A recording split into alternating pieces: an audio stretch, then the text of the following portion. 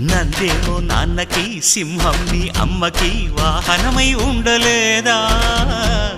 ఎలకేమో తమరికి నెమలేమో తంబికి రథమల్లే మారలేదా పలుజాతుల భిన్నత్వం కనిపిస్తున్నా కలిసుంటూ ఏకత్వం బోధిస్తున్నా ఎందుకు మాకి హింసావాదం